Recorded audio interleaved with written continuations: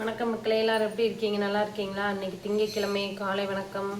இன்னைக்கு வந்து காலையிலே பாப்பாவுக்கு பால் குடிக்க முடியாமல் ரொம்ப மூச்சு திணறல் மாதிரி இருந்துச்சு. சளி ஏற்கனவே இருக்கு இல்லையா, அதனால வந்து பசங்களை வேகமாக பள்ளிக்கடை அனுப்பிட்டு கரண்ட் வேறு போச்சு. கரண்ட் இல்லை, நல்லா காற்றடிக்குது, மழை விழுகுது, காலையில் தூரிக்கிட்டே இருக்குது, விட்டு விட்டு தூருதுங்க. இந்த கிளைமேட்டை எனக்கும் ஒத்துக்கலை, பாப்பாவுக்கும் ஒத்துக்கலை.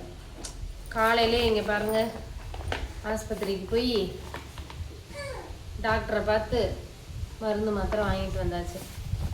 எனக்கு ஒரு எங்களுக்கு ஒரு மனஸ்தாபம் இன்னைக்கு ஆஸ்பத்திரியில், அதை நான் வந்து உங்கள்கிட்ட ஷேர் பண்ணிக்கிறேன். நம்ம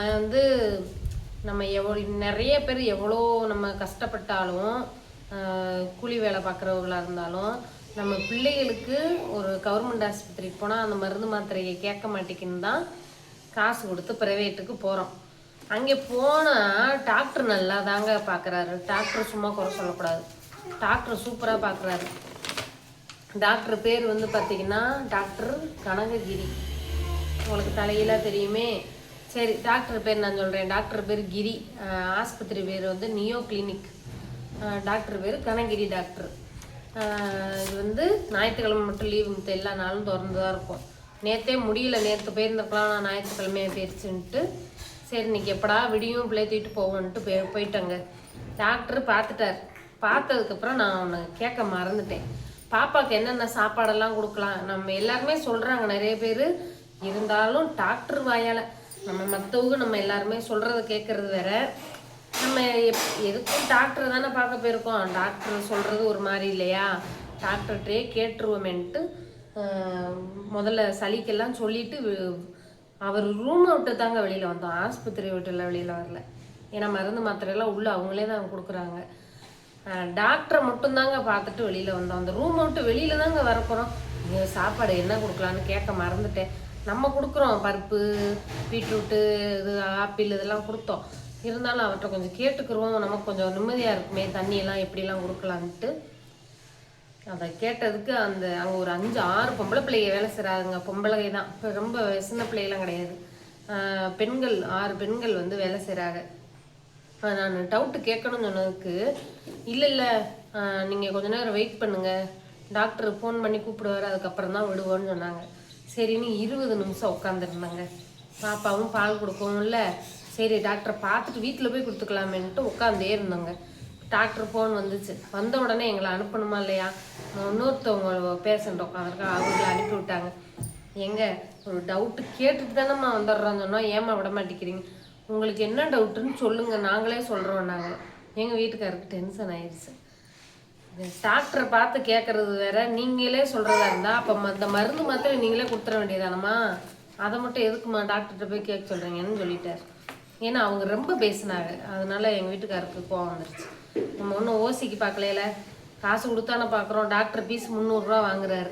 மாத்திரை மருந்து ஒரு 450 ரூபாய்க்கு எழுதி கொடுத்துருக்குறாரு. எல்லாமே சேர்ந்து நம்ம 400 இருங்க அதையும் பார்த்துருவோம். டாக்டர் ஃபீஸ் எவ்வளவு? 498 ரூபா போட்டிருக்காங்க. 397 397 என்னமோ 2 அமௌண்ட் போட்டிருக்காங்க. என்ன கறத குட்டியோ இவ்வளோ அமௌண்ட் போட்டிருக்காங்க. நம்ம வந்து ஓசிக்கு பார்க்கல, அப்போ நம்மளை வந்து அது வந்து கொஞ்சம் ஒரு மாதிரி பேசுகிறாங்க. நாங்களே சொல்கிறோம், ஏன் நீங்கள் டாக்டர்கிட்ட தான் போய் கேட்பீங்களா அப்படிங்கிற மாதிரி பேசுனாங்க. நாங்கள் பொறுத்து பார்த்தோம். இருங்க அந்த பேஷண்ட் வரும், உங்களை விடுறேன்னு சொல்லிட்டாங்க. வாக்குவாதம் பண்ணவும் தான் அப்படி சொன்னாங்க. அதுக்கப்புறம் நாங்கள் உள்ளே போனோம். டாக்டர் இந்த மாதிரி என்ன சாப்பாடு கொடுக்கலாம், தண்ணி கொடுக்கலான்னு கேட்டோம். கேட்டதுக்கு டாக்டர் சொன்னார், இந்த மாதிரி நல்லா சொன்னாருங்க. 5 நிமிஷம் நல்லா டைம் எடுத்து இதெல்லாம் கொடுக்கணும், இந்த மாதம் கொடுக்கணும், பருப்பு கொடுக்கணும், பருப்பு சாதம், இட்லி, அந்த கேழ்வரகு அந்த கஞ்சி இதெல்லாம் கொடுக்கலாம். நான் கேட்டேன் டவுட்டு, சார் நெய் கொடுக்கலாமா, எது வேணால் கொடுக்கலாம், உருளைக்கிழங்கு, கேரட்டு, அப்புறம் என்னமோ சொன்னாரே இதெல்லாம் ஆப்பிள், இதெல்லாம் வந்து பார்த்திங்கன்னா நீங்கள் வந்து மசிச்சு கொடுக்கலாம், இல்லாட்டி சாதத்தோட மிக்சியில் போட்டு அடித்து கூட நீங்கள் கொடுக்கலாம், கையில் மசிக்க முடியலன்னா மிக்சியில் போட்டு அடித்து கொடுக்கலாம் அப்படின்னு டாக்டர் சொன்னார். நமக்கு அதுக்கப்புறம் ஒரு நிம்மதியாக இருந்துச்சு இல்லையா. நான் டாக்டர்கிட்டையும் சொல்லிட்டேன், சார் டவுட்டு கேட்கணும்னு சொன்னதுக்கு உள்ளே விட மாட்டேங்கிறேன்ட்டாங்க. 20 நிமிஷம் உட்காந்தே இருந்தோம் சார். அப்படி எதுவும் சொல்லியிருக்கு, அப்படிலாம் சொல்ல மாட்டாங்களேம்மா அப்படின்னு. அப்படி தான் சார் இவ்வளோ நேரம் வெயிட் பண்ணும். சரிம்மா நான் பார்த்துக்கிறேம்மா அப்படின்றாரு.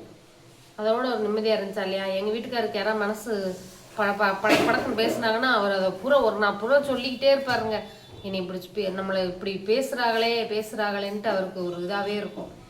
அதுக்கப்புறம் பார்த்தீங்கன்னா பாப்பாவுக்கு வந்து நான் ஸ்பூனில் தண்ணி கொடுத்ததுனால அது மூக்கில் போகும், வாயில் போகும், ட்ரெஸ் எல்லாம் நனைஞ்சிரும்.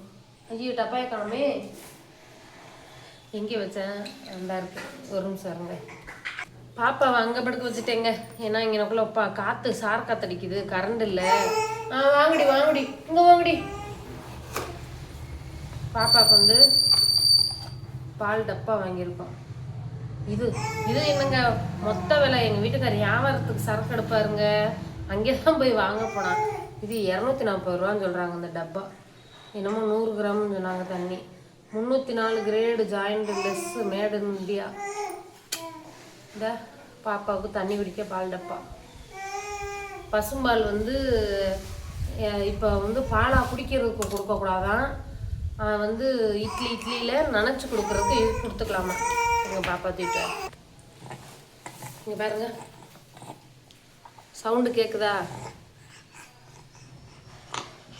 அதுக்கு தாங்க பயந்துக்கிட்டு ஓடிட்டோம்.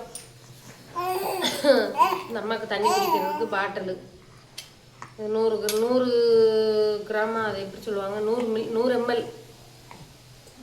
தண்ணி கொடுக்கறதுக்கு. பால் வந்து 8 மாதத்துக்கு மேலே, பசும்பால் காய்ச்சி கொடுக்கறது 8 மாதத்துக்கு மேலே கொடுத்துக்கோங்கன்ட்டார். சரின்ட்டு வந்துட்டோங்க. அதோட பாருங்க பிள்ளைக்கு இப்படி இருக்கு, கிருட்டுன்னு.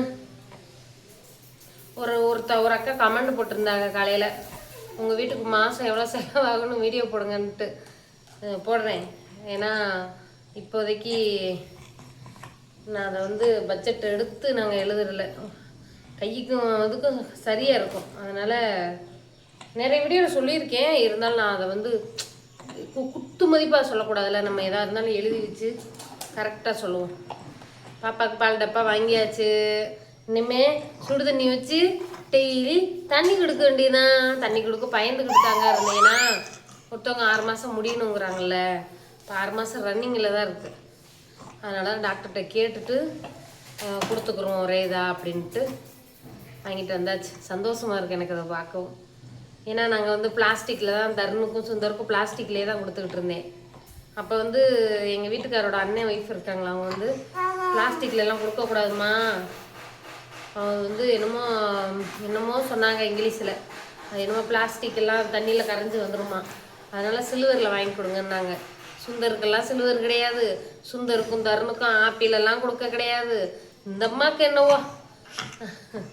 என்னமோ ஒன்றும் தெரியாத மாதிரி 2 பிள்ளை வளர்த்துருக்கேங்க. 3ஆவது பிள்ளைக்கு, இந்த பிள்ளைக்கு தாங்க எனக்கு இவ்வளவு சளி பிடிக்கும் இந்த பாடு. அவங்களெல்லாம் நல்லா அந்த மாதம் தான் பிறந்தாங்க. இத்தனைக்கும் குளிரில் தான் பிறந்தாங்க. தருணுக்கு இன்னும் 10 நாளில் பிறந்த நாள். 2 பேருமே இந்த குளிர் மழை காலத்தில் தாங்க பிறந்தாங்க. அவங்களுக்குலாம் ஒரு சளி பிடிக்காது. நான் ஒத்தாளவே தான் வச்சுருப்பேன். என்னடி இதை பாப்பா வாயில் வச்சா எப்படி ரியாக்ட் பண்ணுதுன்னு பார்ப்போமா?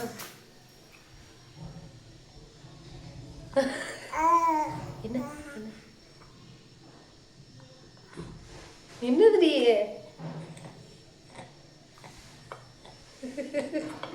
அதுல இருந்து பாலா வரும். முத பாப்பாவுக்கு பால் பாட்டில் வச்சிருக்கவா இல்லையா?